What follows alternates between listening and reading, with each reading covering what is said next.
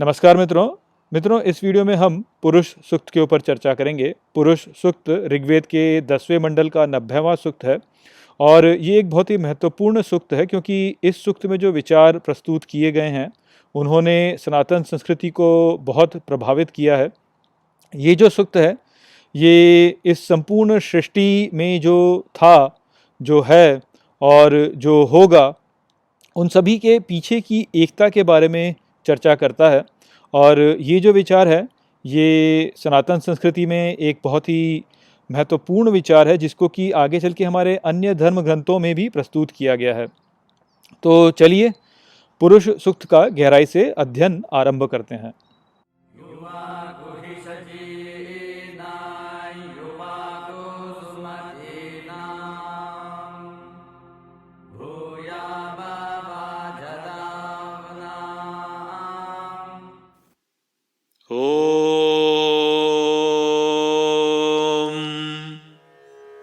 सहस्रशीर्षा पुरुषः सहस्र आक्षः सहस्रपात् स भूमिं विश्वतो वृत्वात्य तिष्ठत् दशांगुलम्।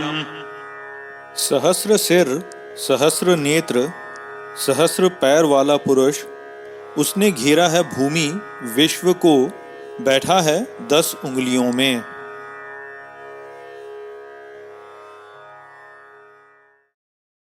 पुरुष सूक्त का पहला श्लोक मानव शरीर की उपमा द्वारा संकेत देता है कि वास्तव में पुरुष क्या है।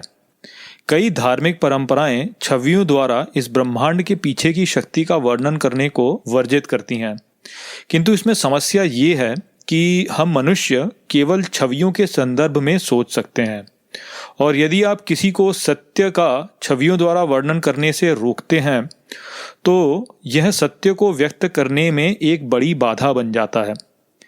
यही कारण है कि ऐसी धार्मिक परंपराएं सत्य की गहराई में उतरने में असक्षम रही हैं।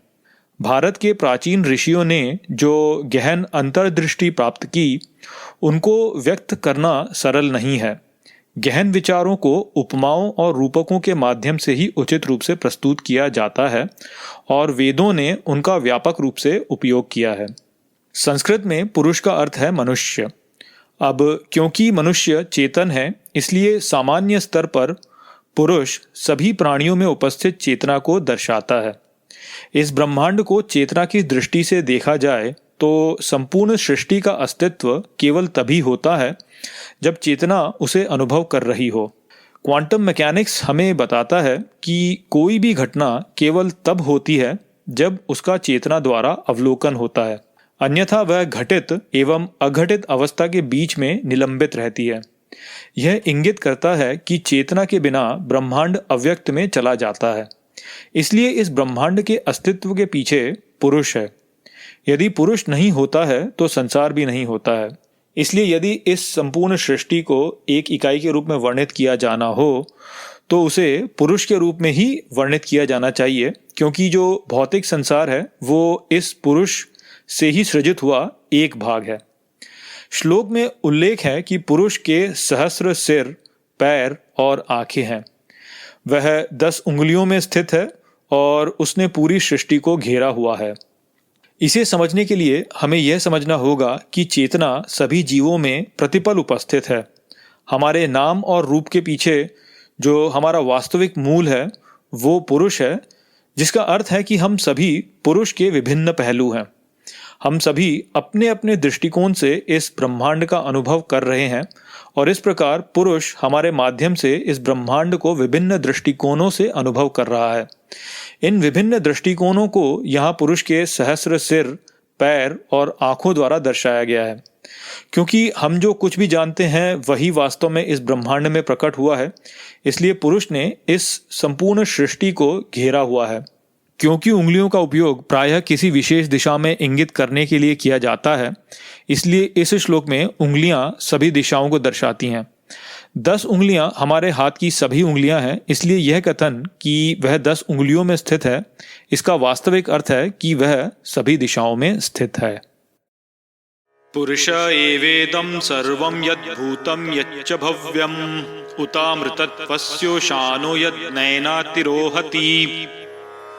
पुरुष ही यहाँ सब स्थानों पर है जो भूत में हुआ, वर्तमान में है और भविष्य में होगा, गुथा हुआ अमर सत्य में, जिसके भक्षण से सब प्रकट होता है।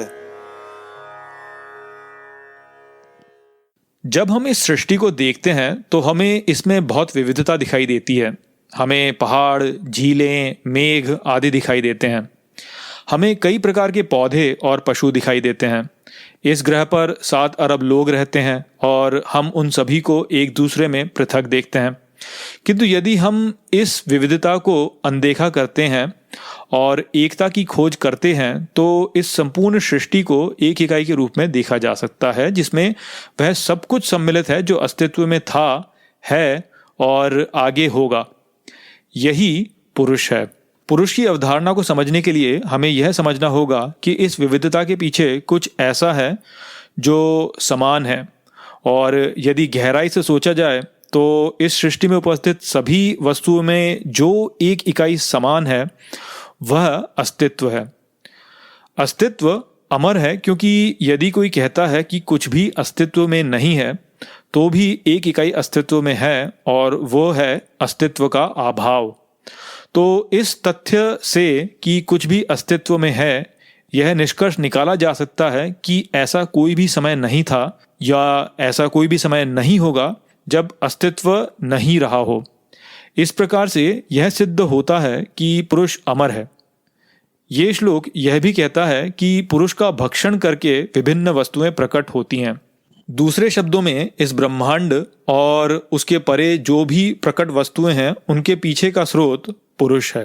हम अपने आसपास जो कुछ भी देखते हैं वह सब ऊर्जा से बना होता है, और स्ट्रिंग सिद्धांत कहता है कि सभी भौतिक वस्तुएं इन्हीं स्ट्रिंग के पृथक रूप से कंपन करने से बनती हैं। तो इस विश्व में जहाँ कहीं भी हमें विविधता दिखती है, वहीं इस विविधता के पीछे एकता है, और वैदिक ऋषियों ने इस एकता को पुरुष कहा है। एतावानस्य महिमातो जयांश्च पुरुषः पादो अस्य विश्वभूतानि त्रिपादस्य अमृतम दिवि। सारी इसकी महानताओं में महान और पुरुष है। एक भाग इसका विश्व के भूत हैं, 3 भाग इसके अमर स्वर्ग। यह ब्रह्मांड महान है, और पुरुष जो कि इसके पीछे का स्रोत है वो इन सब में से सबसे महान है। इस श्लोक में ऋषियों ने उल्लेख किया है कि पुरुष के 4 भाग हैं। एक भाग में इस ब्रह्मांड के सभी भौतिक तत्व सम्मिलित हैं, और 3 भाग भौतिक संसार से परे हैं। भारतीय चिंतन परंपरा में हमारे अस्तित्व के 4 स्तरों का उल्लेख है, जहां निम्नतम स्तर यह भौतिक ब्रह्मांड है, जिसमें हमारा भौतिक शरीर भी सम्मिलित है। हमारे भौतिक शरीर से नीचे हमारा सूक्ष्म शरीर है, जिसमें हमारे संस्कार संचित होते हैं और जिससे हमारे कर्म लिप्त होते हैं। सूक्ष्म शरीर के नीचे मूल प्रकृति है, जिसमें सब कुछ विलीन हो जाता है और पुनः संसार में प्रकट होता है। और मूल प्रकृति के नीचे ब्रह्म का स्तर है, जो पूर्णता है और हर वस्तु जिसका अस्तित्व अतीत, वर्तमान और भविष्य में था, है या होगा, उसका स्रोत है। भौतिक संसार जो कि पहला स्तर है, पुरुष का एक भाग है, और अन्य 3 भी पुरुष का ही भाग हैं। भौतिक संसार से संबंधित भाग नश्वर है, अन्य 3 अमर हैं और भौतिक संसार के परे हैं। त्रिपादूर्ध्व उद्वेत पुरुषः पादो अस्येहा भवत् पुनः ततो विश्वंग व्याक्रामत् शासनान शने अभि। 3 भाग ऊपर से उठे पुरुष के, एक भाग इसका यहाँ हुआ बार बार, जिसमें उसके सारे अंग फैल गए, वह खाने वाले और न खाने वाले में प्रवेश किया। पुरुष से जुड़ा एक भाग जो यह भौतिक संसार है, वह निरंतर चक्रों में चलता है, जबकि अन्य भाग जो इस भौतिक संसार से परे हैं वे शाश्वत हैं। यह चक्रीय ब्रह्मांड भारतीय विचारधारा का मूल विचार है, जहां यह माना जाता है कि इस ब्रह्मांड में सब कुछ एक चक्र में चल के पुनः अपने मूल स्थान पर आ जाता है। ऐसे चक्रों को हम अपने चारों ओर घटते हुए देखते हैं, जैसे सूर्य प्रातः उदय होता है और शाम को ढल जाता है, पुनः अगले दिन प्रातः उठने के लिए। ऋतु शरद से ग्रीष्म हो जाती है और पुनः शरद में आ जाती है। सभ्यता का उठान होता है, फिर ढलान होता है और पुनः उठान होता है। इसी प्रकार यह ब्रह्मांड अव्यक्त से व्यक्त होता है और पुनः अव्यक्त में चले जाता है। इस ब्रह्मांड के व्यक्त और अव्यक्त होने की यह प्रक्रिया अनंत काल से चलती आ रही है और अनंत काल तक चलती रहेगी। अव्यक्त अवस्था के समय ब्रह्मांड पुरुष में संभावित रूप से प्रच्छन्न अवस्था में होता है और जैसे ही यह प्रकट होना आरंभ करता है तो पुरुष से बाहर निकलता है और सभी जीवित और निर्जीव वस्तुओं में फैलने लगता है। एक लंबे अंतराल में व्यक्त होने की अवस्था से ब्रह्मांड पुनः अव्यक्त अवस्था में चले जाता है और पुरुष में समा जाता है पुनः व्यक्त होने के लिए। तस्माद् विराळ जायत विराजो अधिपुरुषः स जातो अत्यरिच्यत पश्चाद भूमि मथो पुरः। उससे प्रकाशमान जन्मा उज्ज्वल ऊपर से, पुरुष से वह जन्मा शीघ्र पहुंचा पश्चात भूमि को बनाने को पहले। अव्यक्त अवस्था से जगत के उदय में सबसे प्रथम प्रकाश का जन्म हुआ। प्रकाश से तात्पर्य यहाँ पर चेतना का है। जब हम अचेतन होते हैं तो हम अंधेरे में होते हैं और जब हम चेतना में आते हैं तब ही हम अपने पर्यावरण के बारे में जागरूक होते हैं। इस जागरूकता को प्रकाश द्वारा इंगित किया जाता है।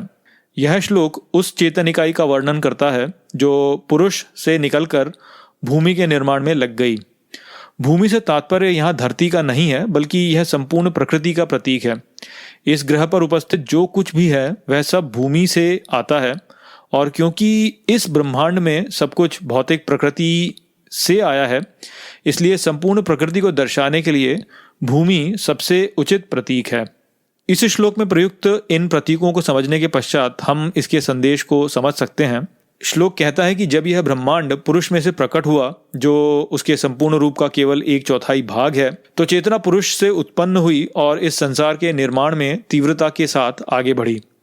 इस विचार को समझने के लिए आपको अपने इस ब्रह्मांड को देखने के दृष्टिकोण में परिवर्तन की आवश्यकता है। प्रायः लोग सोचते हैं कि ब्रह्मांड जो कि दृश्य है वह दृष्टा से स्वतंत्र है, किंतु क्वांटम मैकेनिक्स द्वारा आने वाले प्रायोगिक साक्ष्य हमें एक अलग ही सच्चाई की ओर संकेत देते हैं। क्वांटम मैकेनिक्स के अनुसार यह ब्रह्मांड निर्धारणात्मक नहीं है, अर्थात इस ब्रह्मांड में घटना के घटने का निर्धारण स्वयं स्वतंत्र रूप से नहीं होता बल्कि इसके उलट अवलोकन के माध्यम से घटनाएं घटती हैं। क्वांटम मैकेनिक्स कहता है कि जो कुछ भी चेतना द्वारा देखा गया है केवल वह इस ब्रह्मांड में प्रकट हुआ है और बाकी जो अभी तक नहीं देखा गया है वह अभी केवल संभावनात्मक अवस्था में है, जिसका वास्तविक रूप क्या होगा इसका निर्धारण अब तक हुआ नहीं है। इसे विस्तार से समझने के लिए कृपया नासदीय सूक्त का संदर्भ लें, जहां यह विचार विस्तार से बताया गया है कि इस ब्रह्मांड में भौतिक रूप से उपस्थित किसी भी वस्तु के अस्तित्व में आने के लिए इसे चेतना द्वारा देखा जाना अनिवार्य है। सरल शब्दों में कहा जाए तो यदि एक वन में एक वृक्ष पर एक फल है जो गिरने वाला है और अब तक किसी ने उसे गिरते हुए नहीं देखा तो वह फल न तो पूर्ण रूप से वृक्ष पर है और न ही भूमि पर। वह केवल एक संभावनात्मक अवस्था में है जहाँ पर वो फल वृक्ष पर भी है और भूमि पर भी है।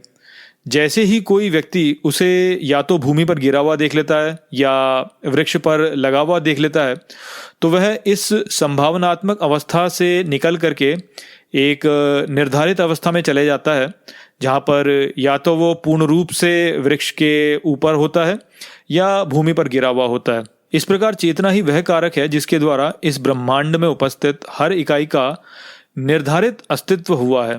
इस श्लोक में इसी विचार का उल्लेख किया गया है कि चेतना द्वारा ही वास्तव में इस ब्रह्मांड में उपस्थित हर इकाई का निर्धारित अस्तित्व होता है और उसी को यहाँ पर बोला गया है कि चेतना पुरुष में से निकली और इस ब्रह्मांड को बनाने में लग गई, जहाँ पर ब्रह्मांड का बनाना वास्तव में इकाइयों का निर्धारित अस्तित्व में चेतना द्वारा लाना है। यत्पुरुषेण हविषा देवा यज्ञमतन्वत वसंतो अस्य आसीद आज्यम ग्रीष्म इद्मः शरद्धवी। जो पुरुष द्वारा घी से देव ने यज्ञ किया घोषित, वसंत इसका हुआ घी, ग्रीष्म ईंधन, शरद सामग्री। वेदों में यह पूरी सृष्टि और इसमें होने वाली सभी गतिविधियों को अग्नि द्वारा किए जाने वाले यज्ञ द्वारा दर्शाया गया है। सभी प्राणियों द्वारा किए गए सभी कार्यों को इस अग्नि में दिए गए चढ़ावे के रूप में देखा जाता है। अग्नि द्वारा किए जाने वाले यज्ञ में घी, ईंधन और अन्य सामग्री अर्पित की जाती है।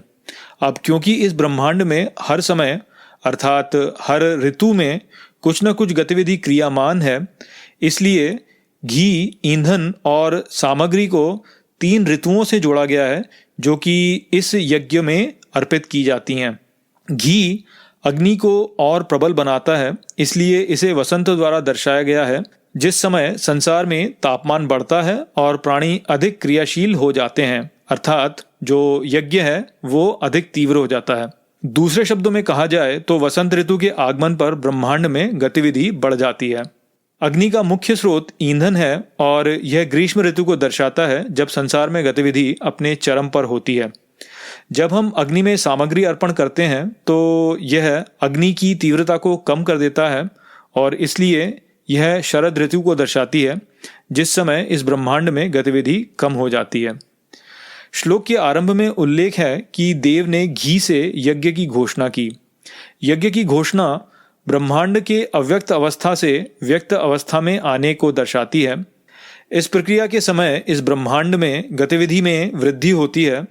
क्योंकि अग्नि इस ब्रह्मांड में गतिविधि को दर्शाती है और अग्नि में घी डालने से इसकी तीव्रता बढ़ जाती है, इसलिए ये स्पष्ट है कि यज्ञ की घोषणा घी द्वारा ही की जाएगी। तम यज्ञम बहिर्षि प्रोक्षन पुरुषम जातमग्रतः तेन देवा अयजंत साध्या ऋषयश्च ये।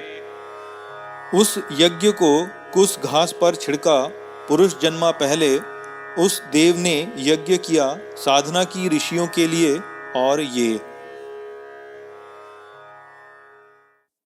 हिंदू परंपरा में कुश घास का बहुत ही महत्वपूर्ण स्थान है। इसका उपयोग कई धार्मिक अनुष्ठानों के लिए किया जाता है और गीता में श्री कृष्ण ने इसे ध्यान करने के लिए एक आसन के रूप में उपयोग करने के लिए कहा है।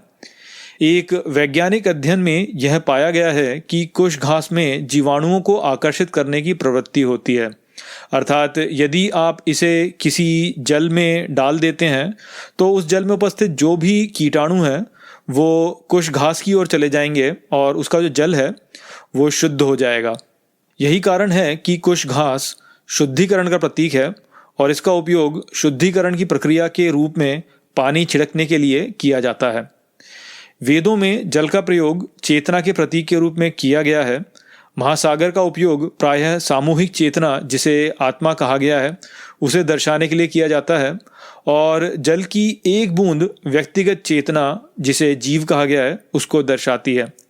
श्लोक में कहा गया है कि पुरुष ने कुश घास के साथ पानी की बूंदों का छिड़काव किया, जो सामूहिक चेतना की दिव्य प्रक्रिया को कई व्यक्तिगत चेतना में विभाजित करने को दर्शाता है। पहली जो व्यक्तिगत चेतना थी वो दिव्य ऋषियों के रूप में प्रकट हुई। ये वे ऋषि थे जिन्होंने सृष्टि के इस दिव्य यज्ञ की पूर्णता में भाग लिया।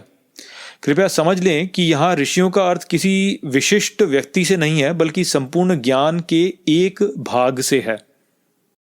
तस्मात् यज्ञात् सर्वहुतः संभृतं पृषदाज्यं पशून् तांश्चक्रे वायव्या नारण्यान् ग्राम्याश्च ये। उस यज्ञ से सब उत्पन्न हुआ, संचित हुआ दही से मक्खन, पशु उस चक्र में वायु के, वनों के, गांवों के और ये। तस्माद् यज्ञात् सर्वहुतः ऋचः सामनी जज्ञिरे छन्दसि जज्ञिरे तस्मात् यजुस्य तस्मात् अजायत। उस यज्ञ से सब उत्पन्न हुआ, ऋक साम उत्पन्न हुए, छंद उत्पन्न हुए उससे, यजुस उससे उत्पन्न हुआ। तस्मादश्वा अजायन्त ये के चोभयादतः गावोह हजज्ञिरे तस्माज्जजाता अजावयः। उससे अश्व जन्मे ये सारे जो, और जन्मे दांत वाले पशु, गायें भी जन्मी उससे जन्मी बकरियां।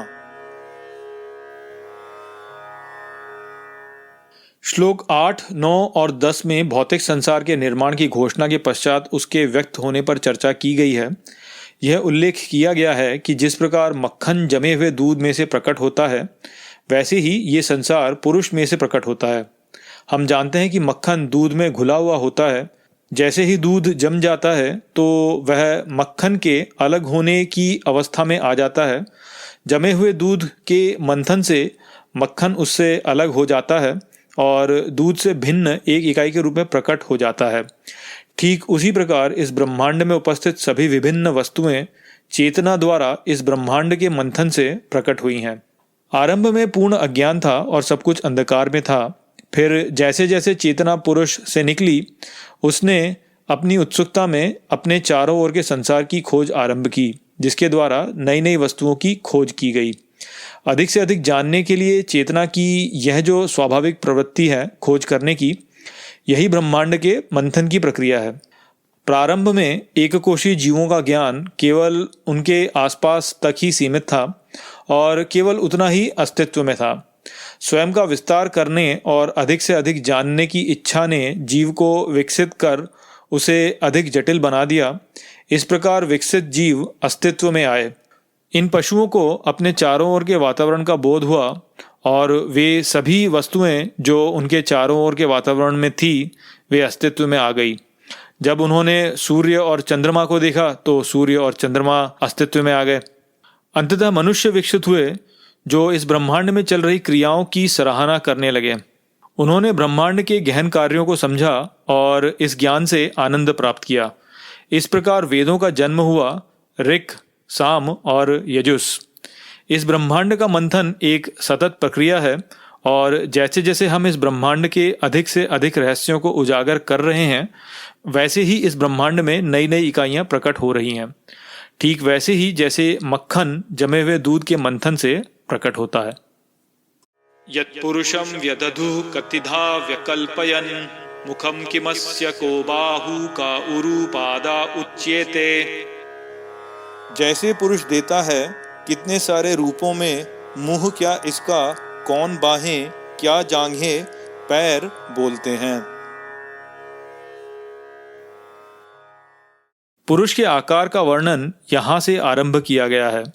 यहाँ हमें यह समझना चाहिए कि यह केवल रूपक है और ये वर्णन वास्तविक रूप के लिए नहीं है। कवि यहाँ केवल पुरुष का वर्णन करने के लिए उपमाओं से समृद्ध भाषा का प्रयोग कर रहा है।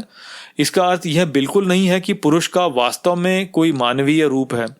इस प्रकार की मिथ्या बोधों ने हमारी संस्कृति को बहुत हानि की है। इसलिए हमें इस तथ्य के संबंध में पूर्ण रूप से स्पष्ट होना चाहिए। पुरुष, जैसा कि पहले चर्चा की गई है, समग्र रूप से संपूर्ण अस्तित्व को दर्शाता है, जिसका एक भाग भौतिक ब्रह्मांड है और 3 भाग इसके परे हैं। ब्राह्मणो अस्य मुखमासीद बाहुराजन्यः कृतः उरु तदस्य यद्वैश्यः पदभ्याम क्षुद्रो अजायत। ब्राह्मण इसका मुख हुआ, बाह राजा किए, पेट तब इसका वैश्य, पैर शूद्र हुए। यह श्लोक वेदों के सबसे विवादास्पद श्लोकों में से एक है। लोग इस एक श्लोक का उपयोग करके ये कहते हैं कि वेदों में जातिवाद और कास्ट सिस्टम को बढ़ावा दिया गया है। भारत में जाति प्रथा और कास्ट सिस्टम दोनों ही का अनुसरण किया गया है, परंतु वेद ऐसी किसी भी परंपरा का अनुसरण करने को नहीं कहते। इस श्लोक में ब्राह्मण, क्षत्रिय, वैश्य और शूद्र के 4 वर्णों की बात की गई है, जिस कारण से लोग इसका संबंध कास्ट सिस्टम से जोड़ देते हैं। लोग जाति, कास्ट और वर्ण के बीच में अंतर को समझ नहीं पाते और अपनी भ्रांति में इन तीनों को समान मान लेते हैं। जाति का विचार जन्म से संबंधित है, जहां एक जाति का व्यक्ति एक समुदाय में जन्म लेकर के उस जाति का सदस्य बन जाता है। कास्ट का विचार जाति के विचार से एक पग आगे जाके कहता है कि एक जाति का व्यक्ति समाज में एक निश्चित स्थान से ही जुड़ सकता है। हम इस श्लोक में जन्म या परिवार का कोई भी उल्लेख कहीं नहीं देखते, इसलिए इसे कास्ट या जाति से जोड़ना उचित नहीं है। जैसा कि हमने अभी समझा कि एक व्यक्ति की जाति उसके जन्म से निर्धारित होती है और कास्ट प्रणाली उस व्यक्ति की समाज में एक निश्चित भूमिका निर्धारित करती है, किंतु वर्ण व्यवस्था के साथ में ऐसा नहीं है। वर्ण व्यवस्था किसी व्यक्ति को उसके गुणों के आधार पर समाज में एक निश्चित भूमिका सौंपने की पद्धति है। वर्ण व्यवस्था और कास्ट सिस्टम में बहुत बड़ा अंतर है। सभी समाजों में बुद्धिजीवी, प्रशासक, व्यापारी और सेवकों की आवश्यकता होती है। इनमें से कोई भी एक वर्ग यदि समाज में उपस्थित न हो तो ऐसा समाज नष्ट हो जाएगा। बुद्धिजीवी समाज का मस्तिष्क होते हैं, प्रशासक हाथ होते हैं, व्यापारी समाज का पेट भरते हैं और समाज सेवकों के बल पर खड़ा होता है। क्योंकि पुरुष इस संपूर्ण सृष्टि को दर्शाता है, इसलिए ब्राह्मण पुरुष का मुख है, राजा पुरुष के हाथ हैं, वैश्य पुरुष का पेट है और शूद्र पुरुष के पैर हैं। समाज के कुशल पूर्वक कार्य करने के लिए ये सभी समान रूप से महत्वपूर्ण हैं। इनमें से कोई भी एक दूसरे से श्रेष्ठ नहीं है। शूद्र को पैर कहना किसी भी प्रकार से शूद्रों के लिए अपमानजनक नहीं है, क्योंकि एक तो बिना पैरों के कोई भी खड़ा नहीं हो सकता, तो इस प्रकार से पैर बहुत महत्वपूर्ण है। और यदि आप 14वें श्लोक को देखते हैं तो वहाँ पर भूमि को पुरुष के चरण के रूप से वर्णित किया गया है और भूमि को हिंदू देवी मानते हैं। तो कृपया दुष्प्रचार से बचें और यह समझें कि चारों वर्ण पुरुष के लिए समान रूप से महत्वपूर्ण हैं और ये वर्ण आपके जन्म से नहीं जुड़े हैं, ये आपके गुणों से जुड़े हैं। चंद्रमा मनसो जातश्चक्षुः सूर्य अजायत मुखाद इंद्रश्च अग्निश्च प्राणाद वायुरजायत। चंद्रमा मन हुआ, नेत्र सूर्य हुआ, मुख से इंद्र और अग्नि और प्राणवायु जन्मे। पुरुष का वर्णन करने के लिए इस श्लोक में प्रतीकात्मक भाषा का प्रयोग किया गया है। चंद्रमा का उपयोग पुरुष के मन को दर्शाने के लिए किया गया है। यहाँ हमें ये समझना चाहिए कि चंद्रमा सूर्य के प्रकाश को प्रतिबिंबित करता है। ठीक इसी प्रकार से हमारा मन भी शुद्ध चेतना के प्रकाश को हमारी ओर प्रतिबिंबित करता है। इसलिए चंद्रमा पुरुष के मन का वर्णन करने के लिए उपयुक्त है। इस पृथ्वी पर सूर्य के माध्यम से ही हमें वह प्रकाश मिलता है जिसके द्वारा हम अपने संसार को देखते हैं। इसलिए सूर्य पुरुष की आँखों को दर्शाने के लिए एक अच्छा प्रतीक है। श्लोक आगे कहता है कि पुरुष के मुख से इंद्र, अग्नि और वायु निकले। और यहाँ पर हमें समझना चाहिए कि इंद्र, अग्नि और वायु वास्तव में प्राकृतिक तत्वों का वर्णन करते हैं, जहाँ पर कि इंद्र जो है वो वर्षा या जल को दर्शाते हैं और अग्नि और वायु तो हमारे लिए वैसे ही स्पष्ट है कि क्या है। ये श्लोक कहता है कि सभी प्राकृतिक तत्व पुरुष के मुख से निकले और यहाँ पर हमें इसे केवल एक काव्यात्मक ढांचे के रूप में समझना चाहिए जिसका उपयोग ऋषियों ने संसार की उत्पत्ति का वर्णन करने के लिए किया।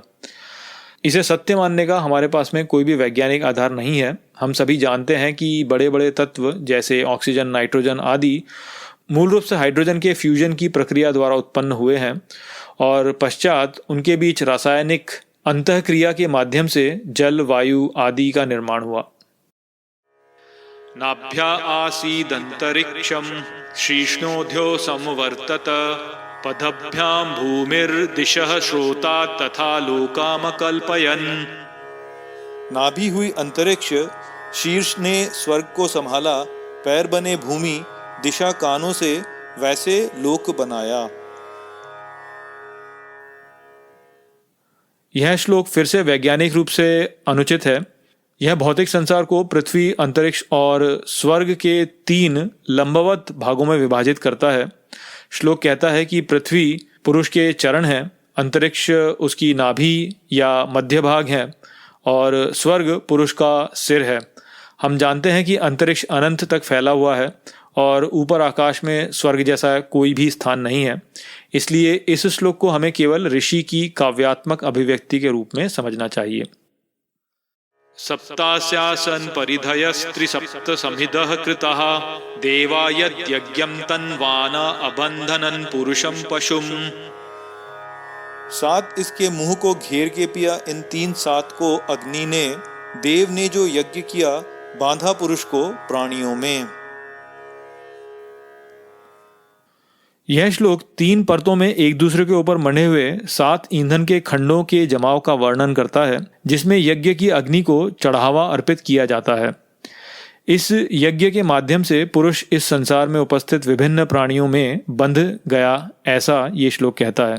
हिंदू परंपरा में 7 और 3 बहुत ही महत्वपूर्ण संख्याएं हैं, जिनमें से 7 का अंक 7 खगोलीय ग्रहों से संबंधित है, जो कि हैं चंद्रमा, बुध, शुक्र, सूर्य, मंगल, बृहस्पति और शनि।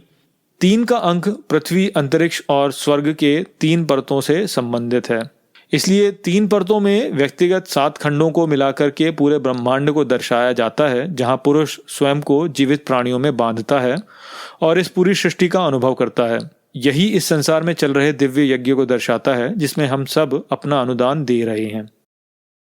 यज्ञेन यज्ञमय जंत देवास्तानि धर्माणि प्रथमानि आसन तेह नाक महिमानः सचंत यत्र पूर्वे साध्याः सन्ति देवः। यज्ञ ने यज्ञ पर यज्ञ किया, देव ने धर्म को प्रथम सृजित किया, उस ही नभ में महान को साथ में चिंतन कर यहाँ पहले के साधु हुए देव। पुरुष सूक्त के इस अंतिम श्लोक में इस ब्रह्मांड की एकता का विचार व्यक्त किया गया है। यह समस्त सृष्टि अपनी समस्त क्रियाओं सहित एक दिव्य यज्ञ है, ऐसा ये श्लोक कहता है। हम सबका जीवन यही यज्ञ है। जब हम इस ब्रह्मांड में कोई भी कार्य करते हैं तो यज्ञ पर कार्य कर रहा है और इस प्रकार से वह यज्ञ कर रहा है। इस सृष्टि को समग्र रूप से देखने पर इसके भीतर चल रही सभी गतिविधियां बिल्कुल इस प्रकार हो रही हैं जैसे कोई स्वयं अपने ऊपर अपने द्वारा ही अपना कार्य कर रहा हो।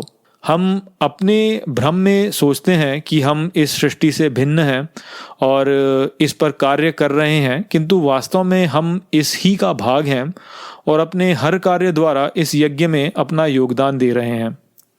इस यज्ञ की प्रेरणा धर्म का प्रचार है और जो कोई भी इसके रास्ते में खड़ा होता है वह नष्ट हो जाता है। अपने भ्रम में हम सदा सोचते हैं कि धर्म हमारे पक्ष में है, किंतु केवल वह जिसने अपने अहंकार को नष्ट कर दिया है और पुरुष में स्थित हो गया है, केवल वही धर्म को स्पष्ट रूप से देख सकता है। जब अंग्रेजों ने भारत पर अधिकार कर लिया तो एक भारतीय के रूप में कोई यह सोच सकता है कि यह एक अनुचित घटना थी, किंतु क्योंकि अंग्रेजों ने भारतीय राजाओं पर विजय प्राप्त की तो इससे यह स्पष्ट है कि धर्म अंग्रेजों के पक्ष में ही था। आगे चलकर जब अंग्रेजों ने अपनी शक्ति का दुरुपयोग करना आरंभ किया तब वे धर्म के पक्ष में न रहे और अंततः उनका साम्राज्य भी नष्ट हो गया। सामान्य लोगों के लिए संसार को ऐसे देखना कठिन है क्योंकि उनकी पहचान उनके अहंकार तक ही सीमित है। वे स्वयं को इस संसार से भिन्न सोचते हैं और इस प्रकार से इस संसार की एकता को देख नहीं पाते। वो ज्ञानी जो अहंकार को दूर करके संसार में इस दिव्य यज्ञ को हर समय और हर स्थान पर घटित होते हुए देखता है, वह ज्ञान के प्रकाश में प्रकाशित होता है। ऐसा व्यक्ति दिव्यता प्राप्त करता है और वह देवता बन जाता है। वही व्यक्ति वास्तव में स्वयं की संपूर्ण संभावनाओं को प्राप्त कर लेता है और पुरुष से जुड़ जाता है। वह व्यक्ति इस प्रकार से अपने मूल स्वभाव को जानता है और ये समझ जाता है कि सत्य मैं ही हूँ। ओम।